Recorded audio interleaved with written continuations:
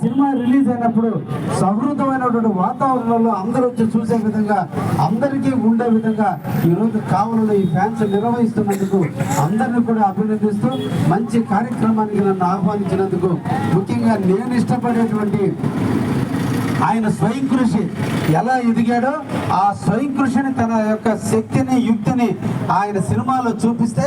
1987వ సంవత్సరంలో ఆయన స్వయం కృషి సినిమాని రష్యాలో అనువదించి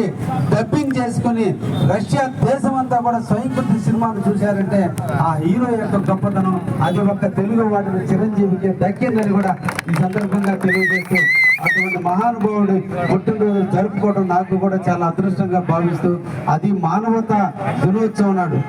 కులాలు కాదు, మతాలు కాదు, అందరూ కలిసి ఉండాలని ప్రపంచమంతా కూడా అందరూ ఏకమైన చెప్పుకునేటువంటి రోజుల్లో ఒక ఏకాగ్రతకు మారు